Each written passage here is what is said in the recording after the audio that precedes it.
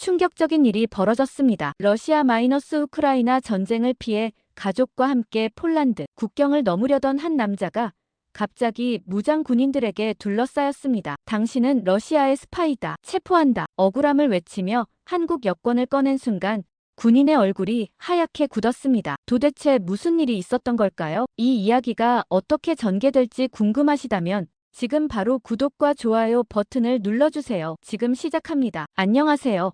제 이름은 박준석입니다. 원래 이름은 블라디미르 박. 한국에서 태어났지만 부모님을 따라 어릴 때 우크라이나로 이주했습니다. 평생을 이곳에서 고려인으로 살아왔고 사업을 하며 가족과 안정적인 삶을 꾸려왔습니다. 하지만 전쟁이 모든 걸 바꿔놨습니다. 하루아침에 집과 직장을 잃었고 폭격 소리에 잠을 설쳤으며 거리에는 탱크가 돌아다녔습니다. 아내 안나와 아들 세르게이를 지켜야 했기에 저는 결심했습니다. 한국으로 가야 한다. 이것이 우리의 유일한 탈출구였습니다. 전쟁이 시작된 뒤 도시의 분위기는 완전히 달라졌습니다. 한때 평범했던 거리는 잔해로 가득했고 사람들은 표정 없이 바닥만 보며 걸었습니다. 곳곳에서 들리는 공습 사이렌과 멀리서 들리는 폭격음이 일상이 되어버렸습니다. 정부는 피난을 권장했지만 모든 탈출 경로는 위험했습니다. 기차역은 사람들로 넘쳐났고 버스는 몇 분 만에 매진되었습니다. 돈이 있어도 탈출할 방법이 없었습니다. 우리 가족은 몇 주 동안 집에 숨어 지냈습니다. 문을 두드리는 소리만 나도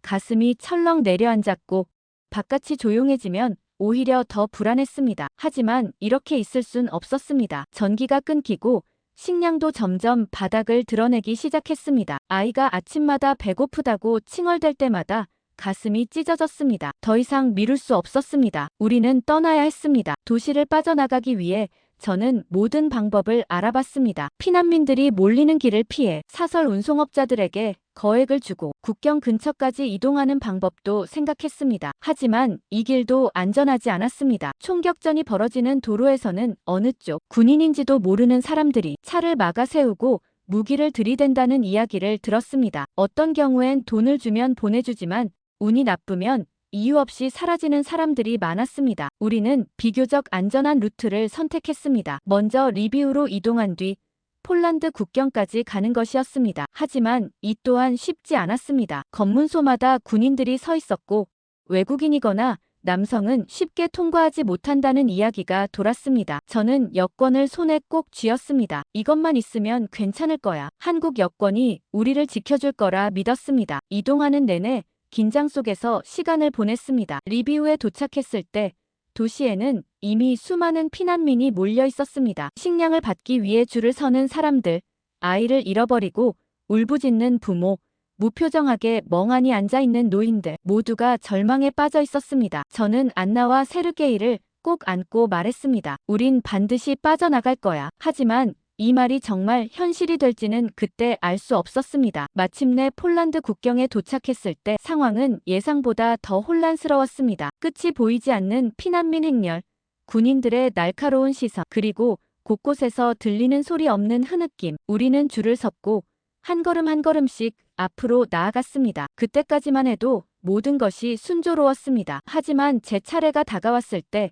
국경 수비대가 저를 보며 무언가를 속삭였습니다. 그리고 이내 저를 향해 총을 겨누었습니다. 이 사람 체포해. 순식간에 군인들이 저를 둘러쌌습니다. 안나가 제 팔을 잡으며 소리쳤습니다. 무슨 일이에요? 이 사람은 그냥 피난민이에요. 하지만 군인들은 단호했습니다. 러시아 측과 연결된 이중 스파이 혐의로 체포한다. 순간 머릿속이 하얘졌습니다. 이게 무슨 소리지? 저는 필사적으로 설명했습니다. 나는 한국인입니다. 여기 한국 여권이 있습니다. 우크라이나에서 살았을 뿐 나는 스파이가 아닙니다. 하지만 군인들은 저를 무시한 채 수갑을 채웠습니다. 세르게이가 울면서 제 다리를 붙잡았습니다. 아빠 가지 마. 저는 어떻게든 아이를 안심시키려 했지만 군인들은 저를 거칠게 떼어내더니 끌고 갔습니다. 마지막으로 본 것은 바닥에 주저앉아 오열하는 아내와 아이의 모습이었습니다. 그때까지도 저는 몰랐습니다. 이 억울한 순간이 한국 여권 한 장으로 뒤집히게 될 것이라는 사실을. 우크라이나에서 살아온 지난 세월은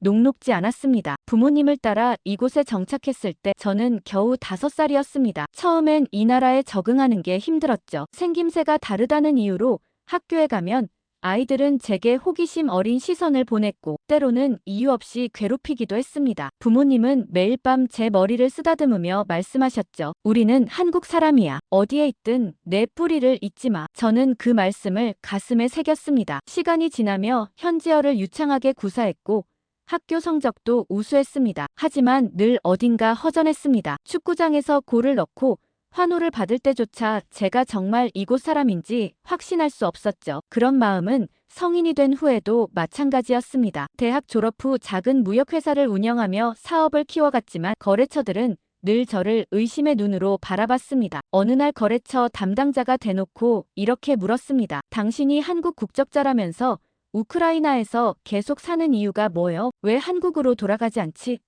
그 순간 가슴이 먹먹했습니다. 저는 평생을 이곳에서 살아왔지만 여전히 이방인 취급을 받았습니다. 저는 이곳에서 태어나진 않았지만 제 인생의 대부분을 여기서 살았습니다. 하지만 그렇다고 한국인이 아닌 건 아닙니다. 담당자는 제 말을 듣고도 여전히 의심의 눈길을 거두지 않았습니다. 그런 와중에도 저는 꾸준히 성장했습니다. 우크라이나와 러시아 양국을 넘나들며 사업을 확장했고 자연스레 양국을 자주 왕래하게 됐습니다. 이 작은 성취들은 제 자부심이었고 가족을 지키는 힘이었습니다. 하지만 이 경험이 지금의 오해를 만들어낼 줄은 상상조차 못했습니다. 전쟁이 발발한 직후 모든 상황은 급격히 악화됐습니다. 제가 사업을 하던 지역은 순식간에 전쟁터로 변했고 함께 일하던 직원들은 피난을 가거나 전쟁에 징집됐습니다. 눈앞에서 미사일이 건물을 폭파하는 모습을 지켜보며 깨달았습니다. 더 이상 여기서 살 수 없다는 걸요. 우리는 피난을 결심했습니다. 하지만 막상 떠나려니 두려움이 엄습했습니다. 아내는 제게 묻곤 했습니다. 우리가 정말 한국에서 잘 살 수 있을까요? 저도 확신이 없었습니다. 한국에서 태어났지만 한국 생활은 거의 기억나지 않았습니다. 하지만 아버지의 마지막 말씀이 떠올랐습니다. 병상에 누워 계시던 아버지는 제 손을 꼭 잡고 말씀하셨죠. 준서가, 결국 내가 돌아가야 할 곳은 한국이다. 내 뿌리를 잊지 말고 반드시 돌아가라. 그 말씀이 저를 붙잡았습니다. 가족을 위해 그리고 저를 위해 반드시 한국으로 돌아가겠다고 다짐했습니다. 우리는 마지막 희망을 안고 한국 대사관을 찾았습니다. 오랫동안 사용하지 않았던 한국 여권을 다시 손에 쥐었을 때 묘한 감정이 들었습니다. 이 작은 여권 한 장이 정말 우리의 운명을 바꿀 수 있을까 믿고 싶었습니다. 그날부터 우리는 하루빨리 우크라이나를 벗어나기 위해 필사적으로 움직였습니다. 마침내 폴란드 국경을 넘던 날 생각했습니다. 이제 이 모든 불안은 끝나고 새로운 시작이 펼쳐질 거라고요. 하지만 그 순간 군인들의 총구가 저를 겨누었고 저는 갑자기 러시아와 우크라이나 사이에 이중 스파이라는 누명을 썼습니다. 사업 때문에 자주 국경을 넘나들었던 제 경력이 이들의 의심을 키웠던 겁니다. 저는 억울했지만 해명할 기회조차 얻지 못했습니다. 차가운 철창 안에 갇혀 혼자 앉아있던 그때 저는 깊이 후회했습니다. 한국 국적자라는 사실이 오히려 위협이 될 수도 있다는 걸 왜 생각하지 못했을까요? 하지만 동시에 믿고 있었습니다. 한국 정부가 절대 나를 버리지 않을 거라고요. 그때였습니다. 누군가 다가와 말했습니다. 한국 대사관에서 당신을 찾고 있습니다. 그 순간 저는 희망을 느꼈습니다. 그리고 제 삶이 다시 한번 뒤집힐 거라는 걸 깨달았습니다. 한국 대사관 직원이 저를 찾아왔습니다. 그를 본 순간 가슴이 뛰었습니다. 그는 조용히 말했습니다. 박준석 씨, 한국 정부가 움직이고 있습니다. 조금만 더 힘내십시오. 그 한마디가 얼마나 큰 위안이었는지 모릅니다. 저는 오랫동안 한국과 인연을 끊고 살았지만 위기의 순간 조국이 나를 버리지 않았다는 사실에 눈물이 날 뻔했습니다. 하지만 그 이후에도 상황은 쉽게 풀리지 않았습니다. 폴란드 정보국은 제가 우크라이나와 러시아 양쪽에서 사업을 했던 경력을 문제 삼아 끝없이 저를 추궁했습니다. 그들은 날카로운 목소리로 물었습니다. 왜 러시아를 자주 왕래했지? 사업이라는 건 핑계가 아닐까? 저는 아무리 사업 증거와 계약서를 보여줘도 그들은 의심의 눈을 거두지 않았습니다. 오히려 한국 국적을 가진 내가 왜 우크라이나에서 살았지? 모든 게 수상하다며 상황을 더 꼬이게 만들었습니다. 며칠 동안 잠도 제대로 못 자고 작은 조사실 안에서 신문을 반복당했습니다. 억울함을 호소할수록 그들의 태도는 더 냉정해졌습니다. 정신적으로 한계에 올 때쯤 갑자기 조사실 밖에서 큰 소리가 났습니다. 문이 열리더니 대사관 직원이 단호한 표정으로 들어왔습니다. 이 사람은 대한민국 국민입니다. 즉시 풀어주십시오. 폴란드 측 직원은 당황한 얼굴로 말을 잇지 못했고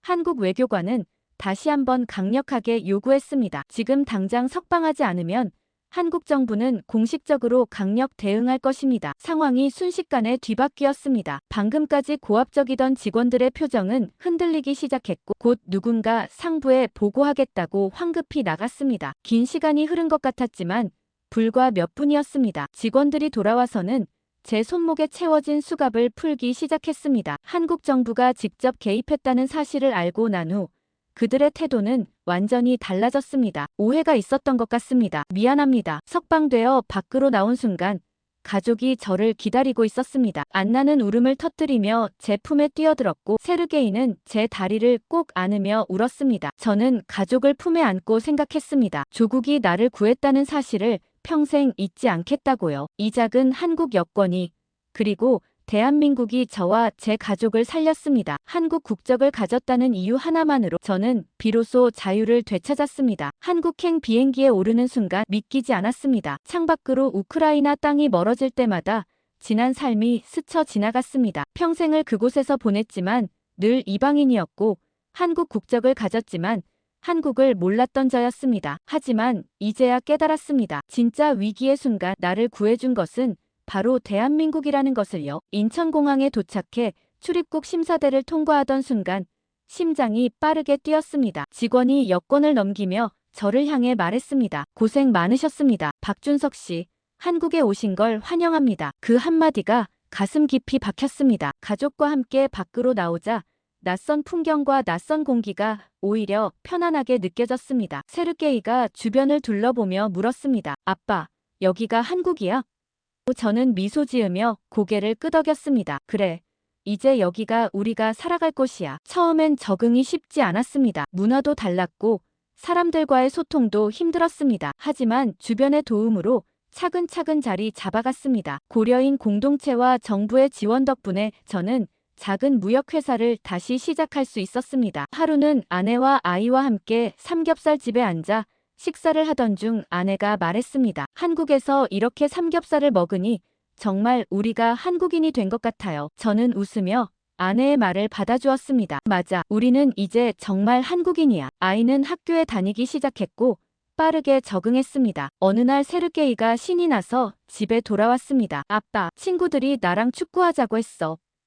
그 말을 듣는 순간 가슴이 뭉클했습니다. 평생을 이방인으로 살아온 제가 드디어 제 아이가 더 이상 이방인이 아니라고 느끼게 된 것입니다. 이제 저는 분명히 말할 수 있습니다. 대한민국은 위기의 순간 단 한 명의 국민도 외면하지 않는 나라라고요. 그 어떤 나라보다 든든한 국가라는 사실을 저는 직접 경험했습니다. 저는 이제 진짜 한국인으로 살아갑니다. 앞으로 대한민국을 위해 제 몫을 다하며 살아갈 것입니다. 지금도 한국 여권을 볼 때마다 그날의 기억이 생생하게 떠오릅니다. 대한민국 국민이라는 것이 얼마나 자랑스럽고 감사한지 저는 매 순간 느끼고 있습니다. 며칠이 지나도 실감이 나지 않았습니다. 한국에서의 생활은 낯설었지만 그 낯설미 주는 안도감이 있었습니다. 아침이면 창문을 열고 맑은 하늘을 바라보는 것이 습관이 되었습니다. 폭격 소리 없는 조용한 거리, 뛰어노는 아이들의 웃음소리, 편의점에서 쉽게 구할 수 있는 음식, 이런 것들이 처음에는 사치처럼 느껴졌습니다. 처음엔 작은 원룸에서 시작했습니다. 아내와 아이는 불편해했지만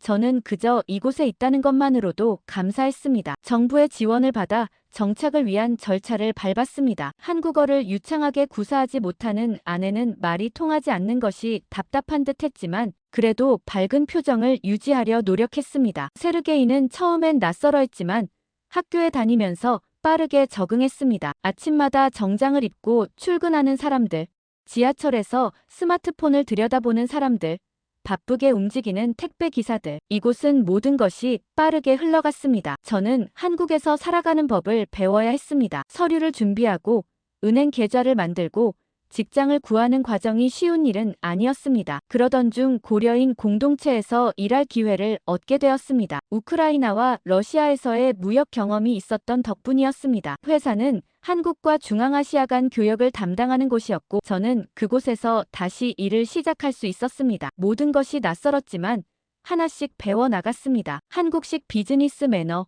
이메일 작성법, 고객 응대 방식까지. 매일 집에 돌아오면 아내는 묻곤 했습니다. 오늘은 어땠어요? 저는 피곤한 몸을 소파에 기댄 채 말했습니다. 조금씩 나아지고 있어. 아이 역시 변해가고 있었습니다. 처음에는 또래 아이들과 어울리지 못하고 혼자 있는 시간이 많았지만 점점 친구들이 생겼습니다. 하루는 학교에서 돌아오자마자 신이 난 목소리로 외쳤습니다. 아빠, 친구들이랑 축구했어. 나도 이제 한국어 잘해. 그 말을 듣는 순간 저는 가슴이 뭉클했습니다. 이 아이는 더 이상 이방인이 아니었습니다. 어느 날 회사 동료가 제게 삼겹살을 먹으러 가자고 했습니다. 낯선 자리였지만 거절할 수 없었고 저는 함께 따라갔습니다. 고기가 불판 위에서 지글지글 익어가는 동안 동료들은 자연스럽게 이야기를 나눴습니다. 저는 술잔을 들며 조용히 바라봤습니다. 한국에서는 이런 자리에서 관계가 만들어진다고 했습니다. 저도 그렇게 녹아들어야 했습니다. 집에 돌아와 아내에게 이야기했습니다. 오늘 회사 사람들이랑 같이 저녁 먹었어. 삼겹살을 먹으면서 이야기 나눴지. 아내는 눈을 반짝이며 물었습니다. 어땠어요? 한국 사람들하고 잘 어울렸어요? 저는 고개를 끄덕였습니다. 응. 이제 조금씩 익숙해지고 있어.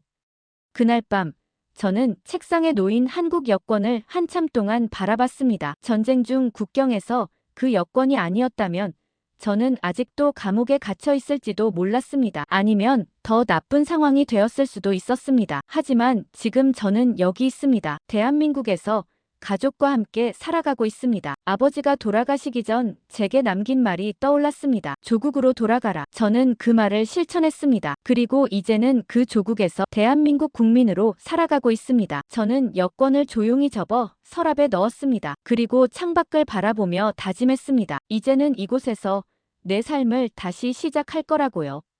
그렇게 시간이 지나면서 우리는 점점 한국 사회에 적응해 갔습니다. 처음에는 모든 것이 낯설었지만 하루하루 익숙해지는 과정을 거치며 우리는 진짜 한국인이 되어가고 있었습니다. 아내는 한식 요리를 배우기 시작했습니다. 처음에는 김치 냄새를 힘들어했지만 시간이 지나면서 직접 담그기까지 했습니다. 하루는 식탁 위에 갓 담근 김치와 따뜻한 밥 그리고 된장찌개가 놓여 있었습니다. 아내가 어색한 발음으로 말했습니다. 준석 씨. 오늘은 한국식 저녁이에요. 저는 웃으며 젓가락을 들었습니다. 세르게이도 변해갔습니다. 한국어를 완벽히 하지 못했던 아이가 이제는 친구들과 자연스럽게 대화하고 있었습니다. 어느 날 저녁 학교 숙제를 하던 세르게이가 말했습니다. 아빠, 선생님이 한국 역사 숙제를 내주셨어. 저는 아이의 노트에 적힌 고려인이라는 단어를 보고 잠시 멈칫했습니다. 아들이 제 뿌리에 대해 배우고 있었습니다. 저는 미소를 지으며 말했습니다. 아빠가 도와줄게. 우리 가족의 이야기야. 한국에서의 생활이 안정되면서 저는 더 이상 이방인이 아니라는 걸 실감했습니다. 언젠가 저녁을 먹으며 아내가 물었습니다. 준석 씨, 후회 안 해요? 여기 온 거요. 저는 천천히 젓가락을 내려놓고 대답했습니다. 후회? 아니, 이제야 제자리를 찾은 것 같아. 우리는 피난길에서 모든 것을 잃을 뻔했습니다. 국경에서 억울하게 체포되었고 한순간에 모든 것이 무너지는 것만 같았습니다. 하지만 그 순간 대한민국이 저를 구했습니다. 한국 여권 한 장이 제 인생을 바꿨습니다. 그리고 지금 저는 한국에서 새로운 삶을 살고 있습니다. 이제는 제가 받은 도움을 다른 사람들에게 돌려주고 싶습니다. 고려인 동포들이 한국에서 안정적으로 정착할 수 있도록 돕고 싶습니다. 그리고 전쟁이나 억울한 상황에 처한 이들이 한국이라는 조국을 통해 다시 희망을 찾을 수 있도록 작은 힘이라도 보태고 싶습니다. 한국이 강한 이유는 단순히 경제력이나 군사력이 아닙니다. 바로 대한민국은 국민 한 명 한 명을 끝까지 지키는 나라라는 것입니다. 저처럼 해외에서 살아가는 수많은 고려인들이 있습니다. 그들도 언젠가 조국의 품으로 돌아올 것입니다. 그리고 대한민국은 그들을 환영할 것입니다. 이 이야기가 여러분께 감동과 희망을 줄 수 있었기를 바랍니다. 대한민국의 위상, 그리고 한국 여권의 가치를 다시 한번 실감할 수 있는 계기가 되었기를 바랍니다. 여러분도 혹시 비슷한 경험이 있으신가요? 댓글로 여러분의 이야기를 남겨주세요. 그리고 이 영상이 마음에 드셨다면 좋아요와 구독, 알림 설정까지 부탁드립니다. 여러분과 함께 대한민국의 놀라운 이야기들을 계속 나누고 싶습니다. 대한민국의 위상은 오늘도 높아지고 있습니다. 긴 영상 끝까지 시청해주셔서 감사합니다. 여러분, 오늘도 자랑스러운 하루 보내세요.